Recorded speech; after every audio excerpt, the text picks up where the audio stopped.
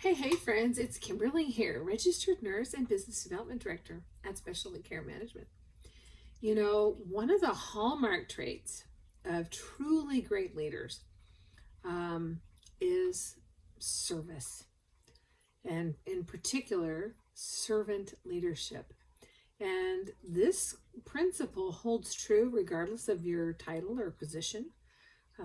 I once worked with a gal who she was actually the head of her company. She had a huge company, and it was really interesting to watch and observe her as I worked with her. She had this unique trait of whenever she was talking to somebody, it was as if the person that was in front of her at the time, and I knew what her day was like. She was an incredibly, her schedule was packed, very busy leader. And regardless of her, what was on her books, when somebody was in front of her, it was as if they were the only person in the universe to her. And it's interesting when you're in the presence of somebody like that. I mean, have you ever been around, somebody who's, truly this great person, this big leader, and you walk away and you think, wow, they're really incredible. Well, she had, as do some other fantastic leaders I know, she had the beautiful gift of when people left her presence, they walked away thinking, as I did in her presence, walked away, you could tell that they thought, as I did, I could be really great. I could do something really great. That to me is the power of really focusing on how you can serve, that servant leadership principle. How can you serve people in your circle of influence? This is a fantastic principle, not only in your business, right, but in your company. If you're the head of a company, how can you grow a team? Can you imagine if you owned your own company and you had a team of entrepreneurs, you had a team of leaders all working together, really serving each other, breaking down silos and really working together on a common goal? Be unstoppable, right? That's the capacity that true servant leadership can make in your business. Or look at a marriage. Servant leadership can save a marriage. I've worked with lots of people in my career, and what I found is that we do grow our capacity to love and to feel love when we serve others. Why is the bond between here we're just coming out of Mother's Day, why is the bond between a mother and child so precious? It's because a mother serves her, as do fathers, right? But a mother serves her child in ways that other people often can't, right? We carry these babes in us for 9 months. We feed them. We change their diapers. We're up with them all night when they're sick. We often sacrifice our own desires so that we can raise our children. And that's why that bond is so great. What if you had that same care and compassion for your spouse? And I have heard that. As a matter of fact, this last Sunday, there was a gal in our Sunday school class who shared that, times in her marriage where she was less than pleased with her husband and wasn't feeling loving toward him, when she instead focused on, what can I do for him? How can I serve him? Her capacity to not only feel love for him, but to feel loved by him grew exponentially. She's a very happy marriage because of that. It's a beautiful and universal principle that we do grow love, and we grow our impact. Our ability to mentor and lift and grow others also grows exponentially as we serve others. And that holds true regardless of your position. I mean, even I can remember part of why I've developed a passion for helping people with kidney disease is that, earlier in my career, I spent many years in home health, and went to lots of different homes, mansions and shacks, lots of different homes. Some very clean that I would be very comfortable in, and some that I wouldn't sit down in, right? But because I was able to really focus on how can I love, how can I serve this person, I really had some beautiful experiences. When you look at, and I think sometimes, especially in healthcare, we have a certain agenda, right? We have an agenda of what we're going to accomplish for a patient. And you realize in that thought process, we're taking the patient out. I'm kind of digressing for a minute, but we take the patient out and we put him over here and we're just doing for us. Kind of misses the whole point. It has to be patient-centered, just as in a company. You can have a certain goal and you remove your employees, right? And what do you have? You have a hollow shell. The people are going to drive that mission forward. So building your people is everything.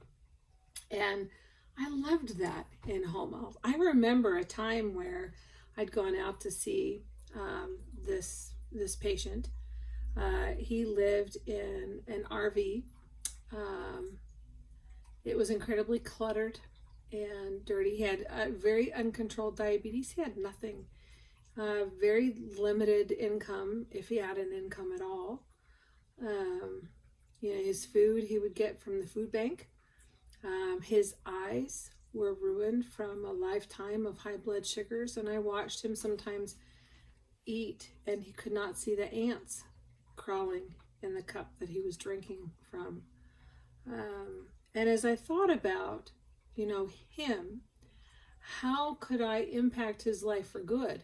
If I came at it with what was my objective, I would totally miss the mark on how I could really show love and compassion for him and truly have a meaningful impact.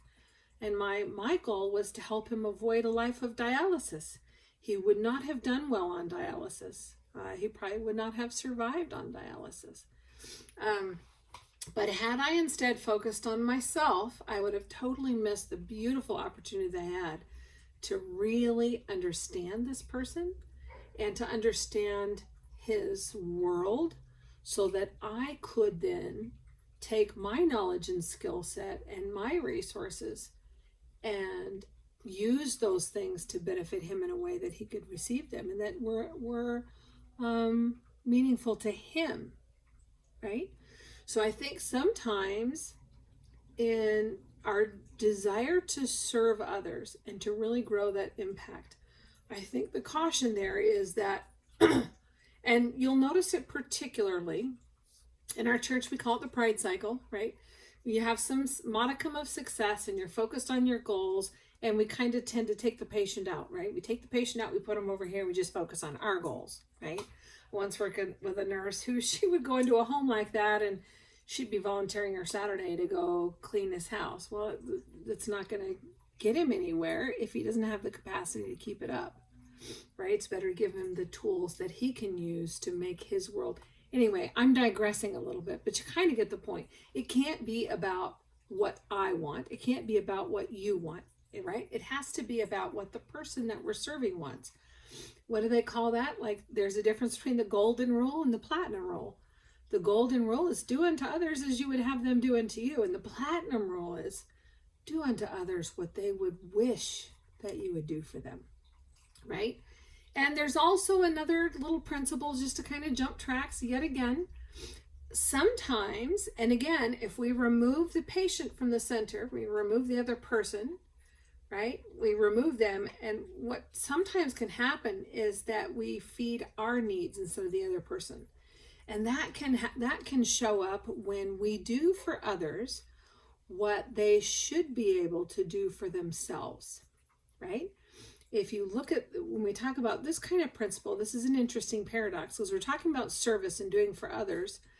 But on the other hand, be careful, because sometimes what happens when we do more than we should, we're doing for other people what they should be able to do for themselves. The subconscious message that we send is that you're dependent.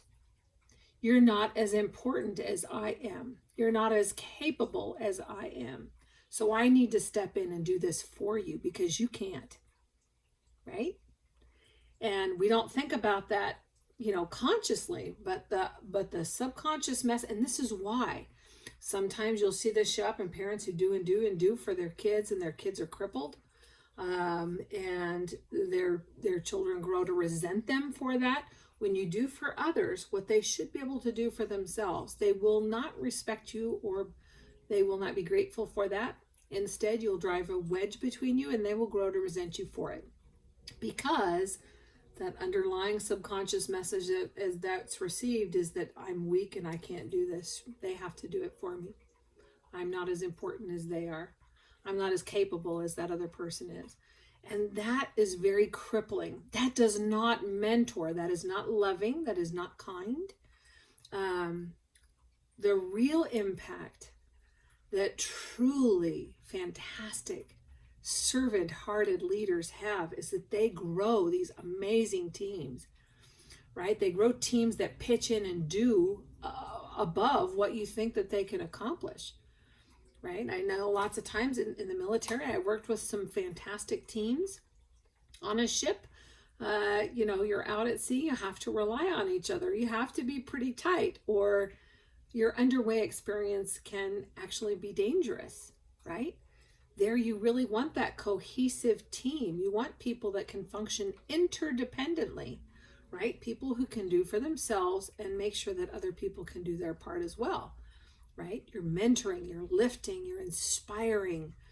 The other person that you're lifting feels like they're a part of something. They feel like their capacity to do great things is beyond what they themselves think that they can do. That's the hallmark of a truly great leader. That's the capacity that someone with a servant leadership kind of mentality and approach, that's the amazing impact that we can have on people. When we put others in the center, we take ourselves out for a minute, right? And this is why when you really study and you have the privilege of working with some really great people, are the head of our company here at Specialty Care Management. He's not a showboat in the limelight kind of, pat himself on the back. I'm all that kind of great kind of leader. Now he is, but he's very much a humble leader. You won't find a harder working person here. And he breathes belief into his people. And as a consequence, he's grown a company and a team here of people who we all function as leaders. We all function, there's no silo. Any of us would step in and help out anybody across departments. We're interested in how our processes affect our counterparts' process, right? So when you look at the impact that you can have from a business perspective, the impact of servant leadership can really help you grow an amazing company that is truly a phenomenal force in the marketplace. You can build a legacy kind of company with a servant leadership approach. Same principle holds true in your personal life. You can have dear friendships that last a lifetime. I think about people I serve with in the military. We've been friends for decades, and any one of them could call me up and I'd be there like that. Haven't talked to him in a while. I haven't seen him in a while.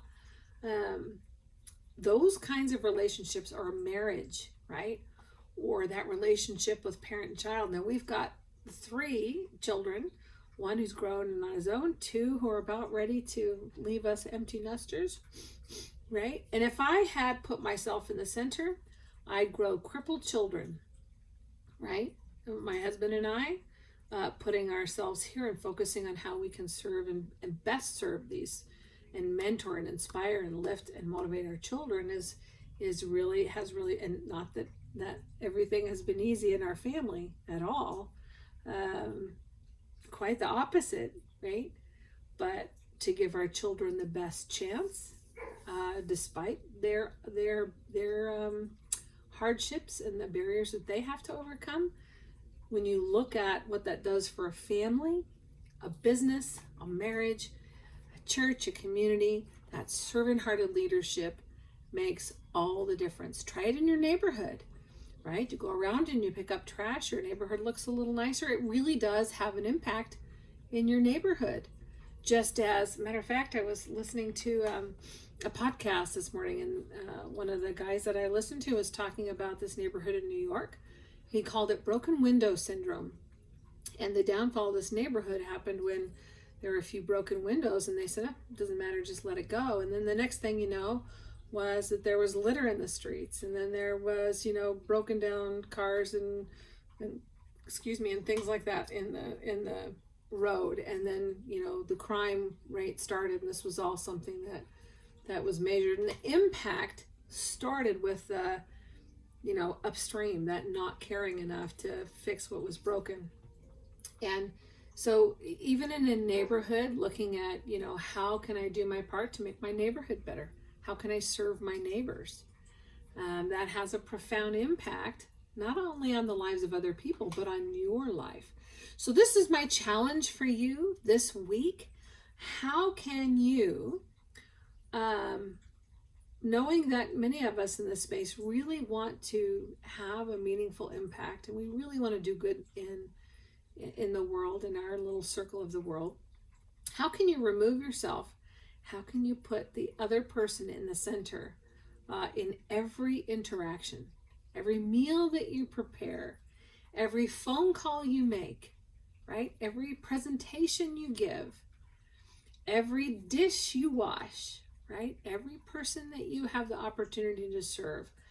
How can you have an interaction with that person that you're in front of that's really focused on how you can serve them? That's my hope and my challenge for you in the coming week. I hope all good things for you, and make it a great day. Bye, friends.